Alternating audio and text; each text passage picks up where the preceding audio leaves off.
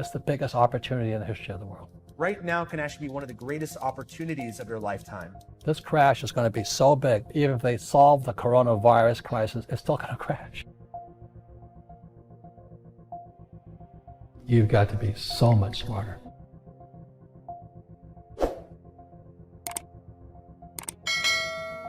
So I was down $800,000 at 32 years old. And my rich dad and my poor dad, my poor dad was a great guy. He's a school teacher, head of education for the state of Hawaii. And my poor dad felt sorry for me. And my rich dad says, hey, congratulations. You lost your first business. See, it's in the mindset. He says most entrepreneurs will lose 3 businesses. So rather than run and declare bankruptcy, he says, look, go talk to all your investors. Tell them you messed up. Tell them you're going to work it out. You're going to pay them back. And go fix that business of yours. So rather than run and hide like some of my partners did, this is in Hawaii where I started the Velcro wallet business. I had to go back in and kind of find out most of the mistakes I made.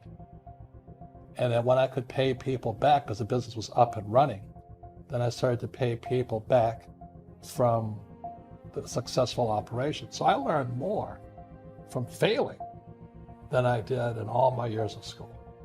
And in real life, the people that make the most mistakes are the smartest people. So the average person, they go out and they buy a house and say, oh, it's an asset. But every month, it's flowing straight to the bank. So your money flows straight to the bank. Not that intelligent. I want the money to flow from the bank to me. So it flows to the bank. Or what they'll do is they'll buy a stock or a bond or a mutual fund, and it's an asset, and it flies straight to Wall Street.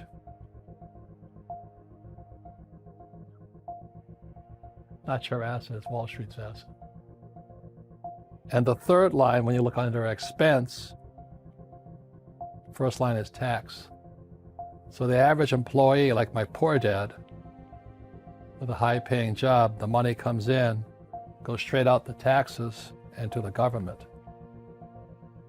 Makes sense? So when you get a job, first line, taxes. Second, mortgage to the bank. Third, your 401k or your IRA, straight to Wall Street. Look at this chart here. It's called the cash flow quadrant. E and S, employee and self-employed. That was my poor dad. These guys work for money. These guys are not capitalists. They work for money and they invest their own money.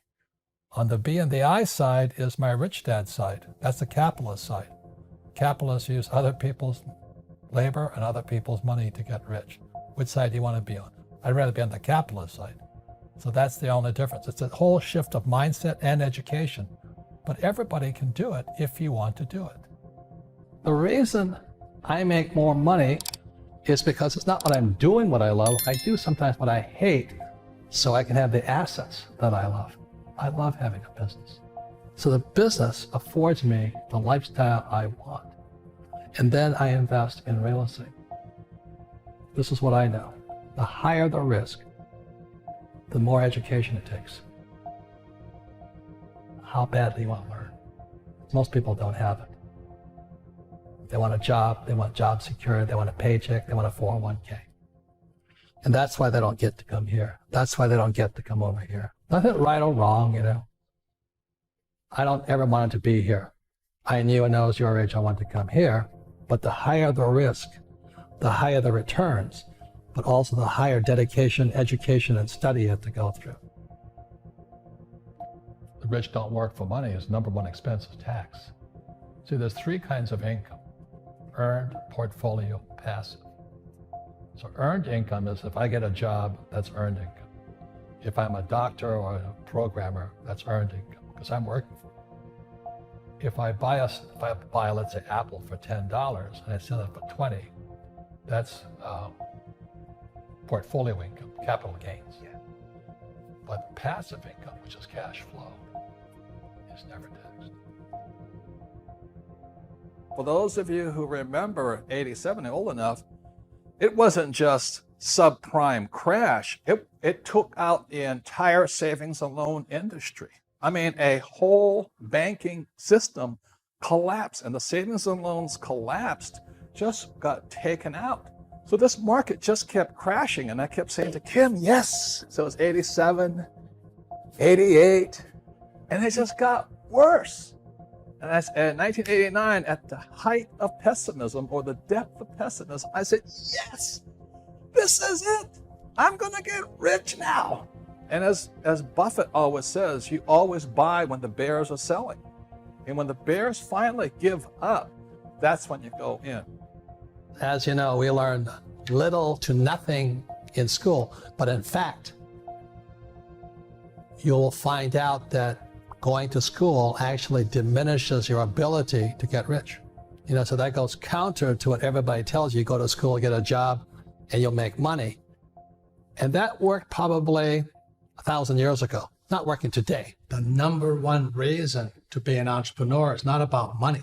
The number one reason to be an entrepreneur is personal development. You know, to develop yourself to be, as the Army says, to be all you can be. I always say the same thing that Jim says, and I say it on Laird Capital, I'm on Fox a lot. Right now, people say, well, I can't afford gold. Well, buy silver. You know, silver is so undervalued today. I can buy silver for $2. I can go to a coin dealer and buy a dime for $2, 10 cents for $2, get that? So everybody can do something to get what I call real money, not fake money. In 1971, the US dollar became fake when Nixon took us off the gold standard. And as I write about in my book, Fake, in 72, I was flying behind enemy lines, and I went to buy my first gold. The trouble is, Americans don't know what gold was. Plus, in 72, I finally bought my first Krugerrand for about $50 in Hong Kong, and I became a criminal because I had to smuggle that Krugerrand into the United States because it was illegal for Americans to own gold. Thank God in 74 or 75 they made it legal again. But that Krugerrand, I paid, let's say, $50 for it. Today it's worth $1,500. Now, who was smarter, the guy who saved money or the person who saved gold? And silver's in that same category right now at about $15. So anybody says, I can't afford gold or silver, I don't know what rock they're living in. Let's just say this, you know, people say, what can I do? Well, everybody can go out and buy silver right now. Silver price went down today. It's good news. It's less than $20. Everybody in the world can afford $20. But again, out of 100, only 2 might buy silver.